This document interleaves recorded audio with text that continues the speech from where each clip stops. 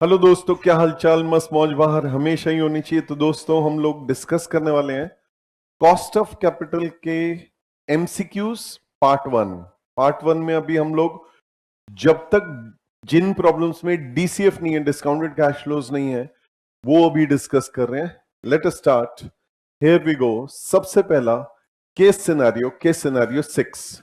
लाओ यार guys, case scenario 6 में आप देखते हैं MNP is a multinational company। बहुत अच्छी बात है यार, मल्टीनेशनल कंपनी है, having operations mostly in India and neighbouring states of India. जैसे आप बोलो जी, कहता है the promoters of the company believe that capital structure of the company को फ्लेक्सिबल होना चाहिए। बिल्कुल ठीक है, अच्छी बात है। कहता है बैलेंस होना चाहिए, प्रॉपर मिक्स होना चाहिए डेट और इक्विटी का। ठीक है जी, such mix debt and equity would be reviewed from time to time keeping in mind changing situation of India and global scenario. सही बात है। तो देखते रहना पड़ेगा कि भाई जब जरूरत होगी डेट इक्विटी चेंज करते रहेंगे। तो कह रहा है कैपिटल स्ट्रक्चर जो है MNP लिमिटेड का इज एज अंडर 9% डिबेंचर्स हैं 2,75,000 के, 11% प्रेफरेंस शेयर्स है 2,25,000 का, इक्विटी शेयर्स हैं 10 रुपए की, फेस वैल्यू 5 लाख रुपए के। तो इस हिसाब से नंबर ऑफ इक्विटी शेयर्स कितने हो गए 50,000। अगर करना हो तो दिस डिवाइड बाय 10। ठीक है जी। प्रेफरेंस डिविडेंड अगर एक शेयर पे निकालना है तो दैट इज टू से, अगर आपने एक शेयर पे निकालना है 100 रुपए को मान के, ठीक है जी, जैसे यहाँ 100 रुपए डिवेंचर है, 100 रुपए प्रेफरेंस शेयर है, तो उस केस में प्रेफरेंस डिविडेंड 11 रुपए होगा। टोटल निकालना होगा तो देख लेंगे 11% ऑफ 2,25,000 निकाल देंगे। अगर इंटरेस्ट टोटल निकालना होगा तो ऐसे निकाल देंगे, नहीं तो 100 रुपए डिवेंचर पे इंटरेस्ट जो है दैट विल बी 100 रुपीज का 9%, दैट इज 9 रुपीज। चलो आगे बढ़ते हैं। कहते थे फॉलोइंग आर द, अच्छा फिर टोटल कैपिटल दिख ही रहा है कि भाई हमारा 10 लाख रुपीज है। बहुत अच्छी बात है। तो 10 लाख रुपए का हमारा टोटल कैपिटल है, ये आप देख सकते हो। दिस प्लस दिस 5 लाख हो गया और ये 5 लाख और। ठीक है जी, और बताओ। कहता है following are some additional information provided by MNP limited relating to the above mention capital structure. बता भाई, 100 रुपए के डिवेंचर है, रिडीमेबल एट पार। ओके, तो redeemable value is 100 rupees, flotation cost is 2%। ठीक है जी। और मार्केट प्राइस ऑफ डिवेंचर 105 है और 10 साल मैच्योरिटी है, तो n नंबर ऑफ इयर्स 10 है। और मार्केट प्राइस, भाई ये मार्केट प्राइस है, यही इशू प्राइस होगा। फ्लोटेशन कॉस्ट इस पे 2% होगी, तो net proceeds will be equal to 105 minus 2% of 105। तो ये इस हिसाब से अगर करना हो तो ये 2 रुपए 10 पैसे कट जाएगा, 102.9 आ जाएगा। चलो और बताओ।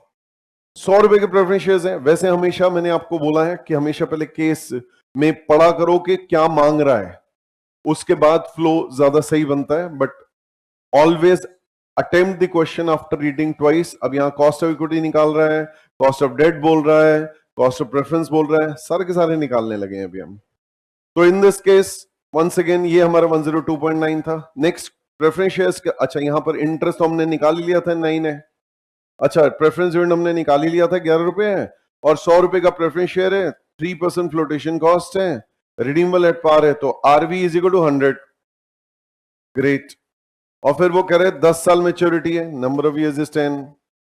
ठीक है जी। मार्केट प्राइस जो है प्रेफरेंस शेयर का 106 है, तो इससे एनपी निकाल सकते हो, is equal to 106 minus 3% of 106। कितना आया net proceeds? How much is the net proceeds? 102.82। ये हमारा एनपी आ जाएगा इसका एज द केस में भी। नेक्स्ट आगे बढ़ते हैं। फिर वो कह रहा है इक्विटी शेयर्स जो है वो 4 रुपए की फ्लोटेशन कॉस्ट पे है। ठीक है जी। मार्केट प्राइस जो है इनका 24 है, तो इसका net proceeds will be equal to 24 minus 4, that is say ₹20। चलो, कहते हैं नेक्स्ट ईयर का एक्सपेक्टेड डिविडेंड, तो ये D1 हो गया, हाउ मच? ₹2। फिर annual growth rate is 5%, G हो गया 5%। आगे कहता है company has a practice of paying all the earnings in the form of dividends. जैसे आप बोलो, ये टैक्स रेट हो गया T 35%। चलो पहले ना अभी ये weighted average cost of capital की कहानियां बाद में देखते हैं, ये सारी कहानी बाद में देखते हैं। पहले तो भाई ने बोला है कॉस्ट ऑफ इक्विटी निकाल, ये सारा नॉन फाइनेंशियल डेटा है, ये सारा नॉन फाइनेंशियल डेटा है। अब आप ये देखो, हमें D1 भी पता है, हमें NP भी पता है। ये रहा D1 हमें नेट प्रोसीड्स भी पता है, ये रहा 20 और ये रहा जी। तो आप अगर के ई निकालोगे तो K E is equal to D1 upon NP plus G, that is to say D1 was आपने देखा था 2 रुपए, NP हमने 20 रुपीज निकाला था, 24 माइनस 4 करके, और जी हमारा 5% हमें दिया हुआ था, तो ये 10% plus 5% is equal to 15%, and this is B part. चलो और बता, अब नीचे की कहानी भी पढ़ लेते हैं। कहता है since the company is a multinational company, market value weights use करने चाहिए, प्रेफर करने चाहिए weighted average cost of capital निकालते समय। The company believes that the market values reflect the current market perception, बिल्कुल ठीक बात है। Financial health, future prospects, this is more relevant for calculating cost of capital today because investors base their decision on current market condition. Book values जो है based historical accounting होता है, ये तो बुक वैल्यू और मार्केट वैल्यू क्या होती है बता रहा है वो। May not accurately present the true economic values, ये चीजें आप लोगों ने ऑलरेडी देखी हुई हैं। ये हमने बुक वैल्यू वेट्स की जो है क्रिटिसिज्म बताया था और मार्केट वैल्यू वेट्स की प्रेफरेंस बताया था जब आपको कॉन्सेप्ट कराए थे। तो market value capture actual cost, कि अगर आज रेज करेंगे तो न्यू कैपिटल कितने का मिलेगा। Book value might not reflect the true cost of debt, interest credit worthiness change हो सकती है। Book value of equity does not, equity share holder की करंट इन्वेस्टर्स नहीं बताता, उनके फ्यूचर डिविडेंड ग्रोथ का इंपैक्ट नहीं बताता। Market value is readily available through stock prices and market interest rates हैं। Obtaining book value specially intangible assets can be complex, time consuming process, whatever. वैसे बस देखो, इसमें एक छोटी सी कंसेप्चुअल प्रॉब्लम है कि भाई कंपनी की अगर practice of paying all the dividends है ना, तो आइडियली जो एज पर दी अजम्पशंस था, ग्रोथ फिर हो नहीं सकती। मैं इसको क्रिटिसाइज कर सकता हूं बट हमें तो क्वेश्चन सॉल्व करना है। बट जिन्होंने भी ये क्वेश्चन बनाया, ये इस तरीके से ये उसके गॉर्डन मॉडल को ही जो है उसको इन्फ्रिंज कर रहा है, उसके अजम्पशन को। बट खैर हमें उससे क्या लेना देना, हमें तो क्वेश्चन सॉल्व करना है। चलिए हमने एक कर लिया था, अब कॉस्ट ऑफ डेट निकालना था, ये हम लोगों ने निकाल लिया। देखिए आई ये रहा, आरवी ये रहा, एनपी ये रहा, कितना है 102.9, नंबर ऑफ ईयर्स ये रहा। ठीक है जी, आइए इधर मैं लिखना शुरू करता हूं कि D is equal to I is 9 rupees into tax rate last में 35% था ना, 35%, तो इंटू 1 माइनस 0.35 हो जाएगा, plus RV was 100 rupees minus net proceed जो थी गाइस वो हमारी 102.9 थी, divide by number of years 10 था, whole divide by 102.9 NP plus RV 100 divide by 2। बताओ आंसर क्या है? 5.48%। बहुत ही बढ़िया, तो 5.48% आप लोगों ने बता दिया, बहुत बढ़िया है, एक्सीलेंट। नेक्स्ट फिर बारी आती है कॉस्ट ऑफ प्रेफरेंस शेयर, ये भी रिडीमेबल है, तो एक बार जल्दी से इनको रिकॉल कर लेते हैं। भाई इसका हमें प्रेफरेंस डिविडेंड कितना है, 11 रुपीज है, आरवी 100 है, नंबर ऑफ ईयर्स 10 है, नेट प्रोसीजर 102.82 है। चलो केपी निकालते हैं, ये रहा KP is equal to D was ₹11, RV तो 100 रुपीज था, माइनस एनपी हमने 102 पॉइंट कितना 82 था, divide by number of years 10 years, whole divide by 102.82 plus 100 divide by 2। बताएं क्या बोल रहे हो? 10.57, बहुत ही बढ़िया है, 10.57 ये ऊपर ऊपर दिख गया मेरे को, तो दिस इज डन, बढ़िया है। Let's proceed further, weighted average cost of capital market value weight से, और करेक्ट आंसर बताओ। लो जी, K O is equal to K D हमारा कितना है गाइस? एक काम करते पहले ना मैं मार्केट वैल्यूज निकलवा देता हूं। देखो ये बुक वैल्यूज मेरे को क्वेश्चन में दी हुई हैं, ये री बुक वैल्यू डिवेंचर्स की, प्रेफरेंस शेयर्स की 275 225, और ये तो 50,000 शेयर्स हैं ही हैं, 50,000 शेयर्स। चलिए गाइस ये हमारा कैलकुलेट करते हैं डिवेंचर की मार्केट वैल्यू, मार्केट वैल्यूज निकलवा रहा हूं सबकी, ठीक है जी। Now debentures, preference share capital और इक्विटी शेयर कैपिटल, आप देख सकते हैं ₹2,75,000 था, और ये एक डिवेंचर की फेस वैल्यू 100 थी, और उसने मेरे को बता रखा था कि इसकी मार्केट वैल्यू कितनी है, इसकी थी 105, उसकी है 106। ठीक है जी, ये आया दिस डिवाइड बाय 100 इंटू ₹105, ये जितना भी आएगा ये आप बताओगे 2,25,000 डिवाइड बाय ₹100 मल्टीप्लाइड बाय ₹106, ये आप बताओगे। और हमारे इक्विटी शेयर्स थे 50,000 शेयर्स, मल्टीप्लाइड बाय ₹24, ये आप बताओगे। चलो 1 बाय 1 बताओ, मार्केट वैल्यूज कितनी कितनी है। 288,750 ये डिवेंचर की हो गई, ये तो 12 लाख है लास्ट वाला। तो 238,500 और इन सब का टोटल भी बताओगे। 1,727,250। गाइस अब ये हम लोगों ने मार्केट वैल्यूज निकालनी है। अब मार्केट वैल्यू वेट्स के हिसाब से हमने क्यों निकालना है। केडी हमारा देखो कितना आया हुआ था, केडी वाज 5.48%, तो हमने कहना है 5.48% multiplied by 288,750 plus KP is how much? KP was 10.57. 10.57 multiplied by, ये इसकी मार्केट वैल्यू हमारी थी 238,500 और लास्ट में KE was 15% मल्टीप्लाइड बाय, हमारी इसकी मार्केट वैल्यू 12 लाख रुपए आई हुई है। इन सब का सम से डिवाइड कर दोगे, दैट इज टू से 17,27,250। बताएं how much is the Q? 12.80। तो ये इसका ए पार्ट आ गया है, खत्म हो गया। Let's proceed further. कहता है what will be the current market price, P0 मांग रहा है। अगर KE ये रहा कितना 10% और एक्सपेक्टेड डिविडेंड मींस D1 ये रहा, ठीक है जी, और एनुअल ग्रोथ रेट G ये रहा। आपको पता है P0 is equal to D1 upon KE minus G, याद होना चाहिए। D1 is 2 rupees, KE is 10%, minus G is 5%। तो ये 5% से डिवाइड होगा 2 रुपए, तो दिस विल कम टू ₹40। तो this is the answer and that finishes off this part. अब बढ़ते हैं आगे। Guys next case scenario is case scenario 13। Case scenario 13, पहले एक बार जल्दी से रिक्वायरमेंट देख लेते हैं। What will be the cost of debentures? Okay, debentures की कॉस्ट बतानी है। अगर debentures are issued at par, okay, जैसे आप बोलो इशू प्राइस इसका पार है और उसने पार वैल्यू अगर मुझे बता रखी है 100 रुपए है जी, तो ये 100 रुपए इशू प्राइस है। तो ऊपर आप जब क्वेश्चन पढ़ोगे तो फ्लोटेशन कॉस्ट अगर दी होगी तो माइनस कर दूंगा, अभी तक तो ऐसे ही कह रहा हूं।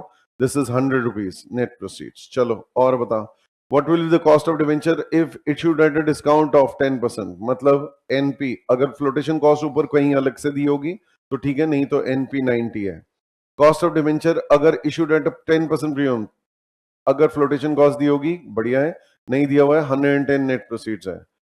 कॉस्ट ऑफ डिवेंचर अगर ब्रोकरेज 2% आपको फ्लोटेशन कॉस्ट दी हुई है और ये पार पे रिडीम होना है तो आरवी तो 100 ही है, ठीक है जी। अगर कुछ नहीं बताता है तो आरवी तो हर एक केस में 100 ही है। If he does not tell me how much is the redeemable value, that is obviously 100। You don't tell me redeemable value is 100, no problems. You don't tell me redeemable value is 100, no problems, redeemable value is 100। चलो और बताओ, और क्या कह रहा है यहां पर? वो कह रहा है अब जो है इसमें 2% पे इसने एज द केस में भी 2% ब्रोकरेज मींस फ्लोटेशन कॉस्ट 2% है, तो इसका मतलब इसका एनपी जो है विल बी इक्वल टू ₹98। चलो कहते हैं what is the cost of debenture if the debentures का करंट मार्केट प्राइस इज 120, तो एनपी यही ले लेंगे 120 और रिडीम्ड एट पार आरवी यही ले लेंगे 100 रुपीज एज द केस में। चलो क्वेश्चन पढ़ना शुरू करें।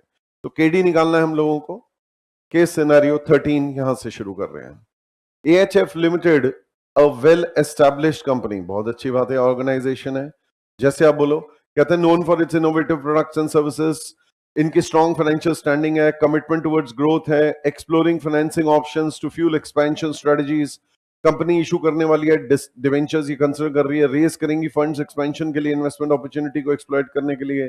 The company aims to determine the cost of debt after tax, तो केडी निकालना है। अलग अलग सिनेरियोज में इशू के फैक्टर्स आपको इशू प्राइस, ब्रोकरेज एक्सपेंसेस अलग अलग दे रखे हैं। सीए आनंदा जो है चीफ फाइनेंस ऑफिसर हैं एएचएफ के, वो इशू कर रहे हैं 12 लाख रुपीस के 15% डिबेंचर्स। तो आई विल बी, अगर एक डिबेंचर पे निकालेंगे इज इक्वल टू ₹15।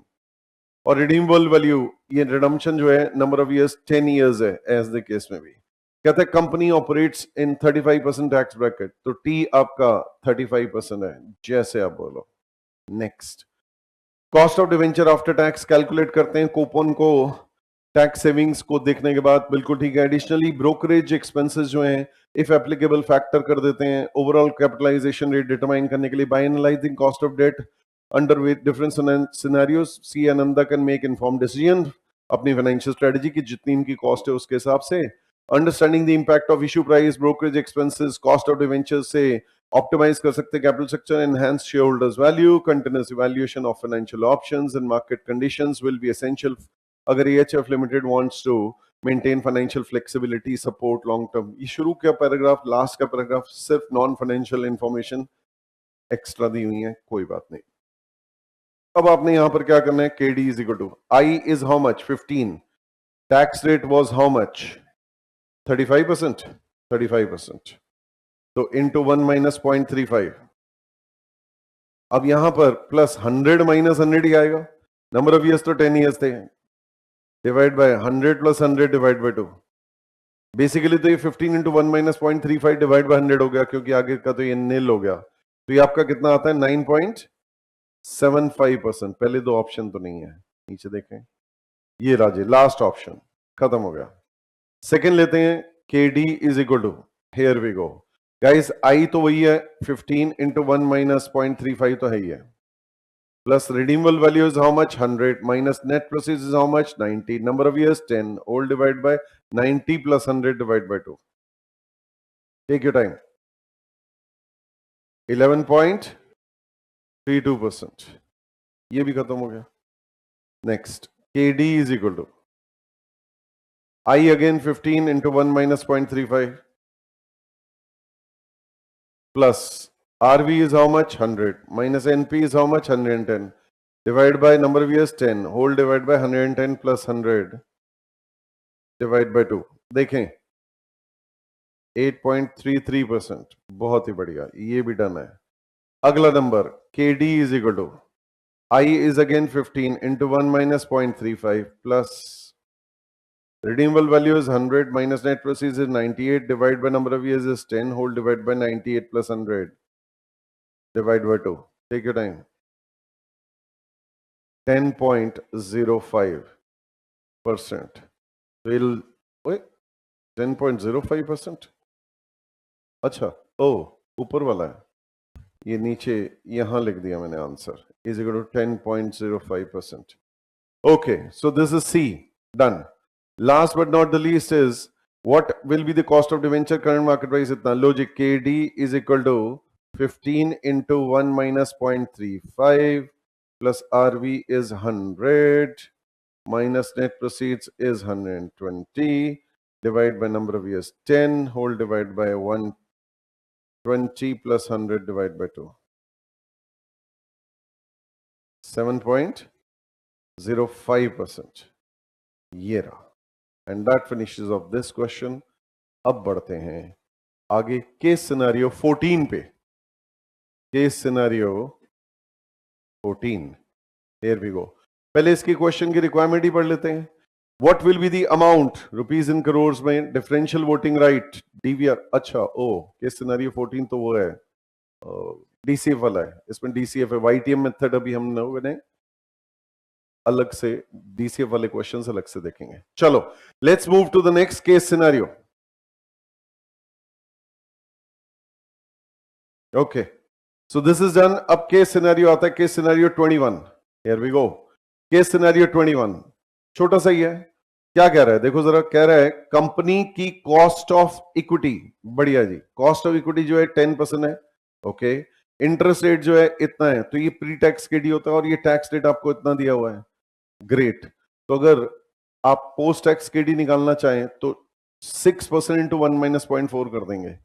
कंपनी का debt equity ratio is 1.5, debt अगर 1.5 है तो इक्विटी 1 है, तब डेट इक्विटी रेशियो 1.5:1 होती है। तो total funds is equal to 2.5। उसने weighted average cost of capital that is KO मांगा हुआ है, तो KO इज इक्वल टू, आप ऐसे कर सकते हो, KD that is 6% into 1 minus 0.4, ये KD हो जाएगा, into weight of debt 1.5 divide by 2.5, तो ये हमारा KD आ गया, plus KE is 10% into weight of equity 1 divided by 2.5. So this comes to how much?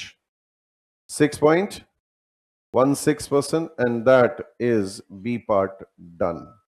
अब बढ़ते हैं आगे. Let's move to the next case scenario 24. Case scenario 24. Here we go. Guys, case scenario 24 में देखो क्या कहता है. The capital structure of KPS Limited includes, क्या दे रहा है भाई? कहता है capital structure of KPS Limited जो है उसमें 5 लाख इक्विटी शेयर्स हैं 10 रुपीस के. Market price of equity share come dividend market price दिया हुआ है. कम डिविडेंड नहीं लेते, क्यूमुलेटिंग डिविडेंड नहीं लिए जाते, एक्स डिविडेंड मार्केट प्राइस लिया जाता है. और कंपनी ने डिक्लेयर कर दिया है, बस पे नहीं किया, 6 रुपए बस पे होने वाला है अगले 3 दिन में. तो इसमें एक्स डिविडेंड मार्केट प्राइस या P0 जिसे हम लोग कह सकते हैं can be ₹75 come dividend minus 6 रुपए इज इक्वल टू हमारा ₹69 आ जाएगा. ठीक है जी. This is what? This is P0. आगे बढ़ते हैं. कहता है the company has a history of consistent growth with in dividends. ठीक है जी. जी बता दो. कहते हैं कंपनी ने प्रिडिक्ट किया नेक्स्ट ईयर के कितना डिविडेंड पे करेंगे 7.59. तो जी आप ऐसे निकाल सकते हो 7.59 डिविडेंड हो जाएगा. अभी 6 रुपए था, रीसेंट डिविडेंड 6 रुपए था, तो 6 माइनस करो और डिवाइड बाय 6 इंटू 100 करना है तो परसेंटेज में बता दो. How much? 26.5%. बहुत ही बढ़िया. और ये 7.59 D1 है. D1 is equal to 7.59. Great. तो गाइस अब उसने KE निकालने को बोला है, तो KE कैसे निकलता है? D1 दैट इज टू से 7.59 upon P0 that is say 69 plus G that is to say 0.265. Answer 37.5. आपके दोस्त बोल रहे हैं, तो ये 37.5% is C part. That is done. Let's move to the next case scenario, that is case scenario 29.